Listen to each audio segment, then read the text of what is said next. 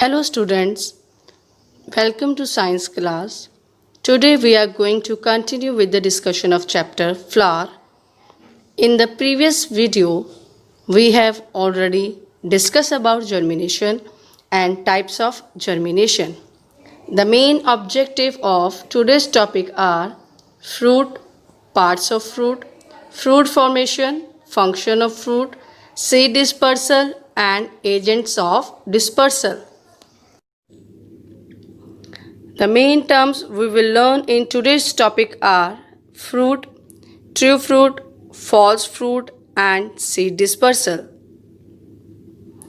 Introduction. Students, fruits are most simply defined as mature ovaries. During seed formation, the flower ovary begins to develop into fruit. Now, what is fruit? A fruit is a matured ovary formed after pollination and fertilization. We have already discussed about fertilization. Fertilization is a fusion of male and female gametes to form a zygote. Now, come to the page number 27. Let's start the reading of this topic. A fruit is a ripened ovary and produced after pollination and fertilization. The wall of the ovary becomes the pericarp or the fruit wall. Pericarp is the wall of the fruit. The fertilized ovules inside the ovary become modified into the seeds. The wall of ovary may be fleshy, as in tomato, brinjal, orange, papaya, apple, cherries, and are therefore called fleshy fruits. In cotton, ladyfinger, pea, gram, bean, the fruit wall of the ovary is dry and thin. Such fruits are called dry fruits. The fruit protects the seeds, which carry the future plants in the embryo stage, in two ways. When young, its green color keeps it hidden under the green foliage, and when mature, its color, soft and fragrant fruit wall attracts the agents for the dispersal of fruits and seeds. There are two types of fruit, true fruit and false fruit. Now let's discuss types of fruit in detail. First is true fruit. A true fruit is a fruit that develops from a matured ovary. Example is mango. False fruit. False fruit is a fruit which is not derived from the ovary but is derived from some other part of the flower. Example is apple. Now let's start the reading of this topic. Usually only the ovary grows to form the fruit. Such a fruit is called a true fruit. However, in some plants, parts of the flower other than the ovary also grow after fertilization and help to form the fruit. Such a fruit is called a false fruit. An example of a true fruit is mango. And examples of false fruits are apple, pear, and gooseberry. In the apple, after fertilization has occurred, the thalamus develops around the growing ovary and forms the flesh and skin of the fruit. The ovary constitutes the core, which we generally do not eat. Within the ovary are the seeds of the apple. Next is structure of the fruit. The fruit consists of a swollen, modified ovary wall known as the pericarp. Pericarp is also called fruit wall, enclosing the seeds arranged on the placenta. The pericarp consists of epicarp, mesocarp, endocarp. Epicarp is the outermost layer of the pericarp and it is also called exocarp. Mesocarp is the middle layer of the pericarp and it is present between apicarp and endocarp. Endocarp is the innermost layer of the pericarp.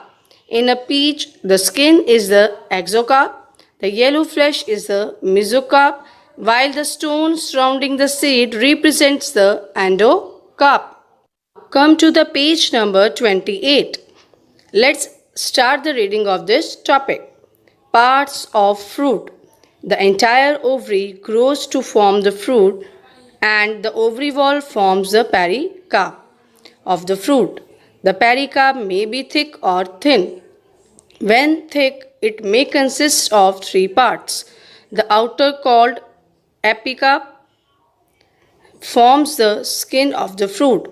The middle, called mesocarp, is pulpy in fruits like mango, plum, and the inner, called endocarp, is often very thin and membranous, as in orange, or it may be hard and stony, as in palms and mango.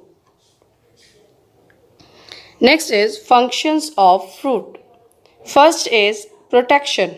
It protects the seed against injury and other unfavorable climatic conditions. Second is dispersal of seeds. It helps in the dispersal of seeds or fruits with seeds when ripe.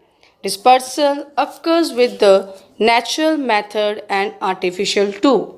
Third is storage of food. It stores the food material as in the case of tomato, apple and mango. What is seed dispersal? Seed dispersal is the scattering of seed away from the parent plant. In this picture, seeds are scattered away from the parent plant, and this process is called seed dispersal. Now come to the page number 29. Let's start the reading of this topic. Dispersal of fruits and seeds. When a fruit is ripe, it breaks away from the parent plant and its seeds are scattered. The scattering of seeds away from the parent plant is called dispersal. It is important that seeds and fruits are dispersed far and wide so that the plants which grow from them will not be overcrowded. This reduces competition for light and water between members of the same species. It may also result in plants growing at new places, which is essential for the diversity in the ecosystem. The three ways of dispersal in seeds are by wind, animals, and water. The pericarp of different fruits develop in different ways for different methods of dispersal.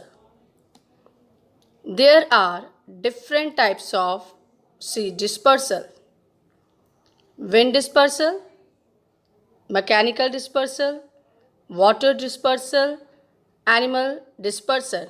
Now let's discuss types of dispersal in detail.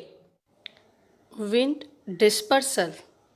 Wind dispersal is the scattering away of seeds from the parent plant with the help of wind. In this picture, you can see seeds are scattered away from the parent plant with the help of wind. This type of seed dispersal is called wind dispersal. Some seeds have special structures that allow them to be carried by the wind. If seeds are very small, they may be carried far on the wind.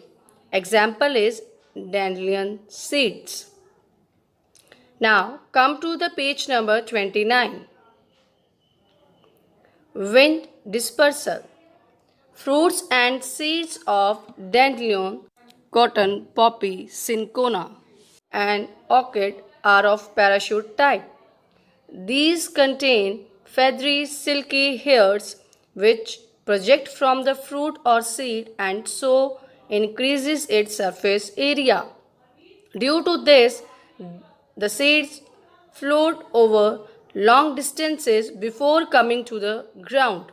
Therefore, it is likely to be carried a long way from the parent plant by slight air currents. The fruits of the sycamore have wings which help them being carried away in air currents. The seeds of orchids are very light and dusty, an adaptation for wind dispersal. Next is animal dispersal. Animal dispersal is the scattering away of seeds from parent plant with the help of animals. In this picture, you can see seeds are dispersed away from the parent plant with the help of animals, and this type of dispersal is called animal dispersal. Animals, including humans, have a big role to play in seed dispersal. Some plants use hooks on their fruits to attach themselves to the fur of mammals or feathers of birds, or even the clothes of humans. In this picture, you can see seed use their hooks to attach to the fur of the animals.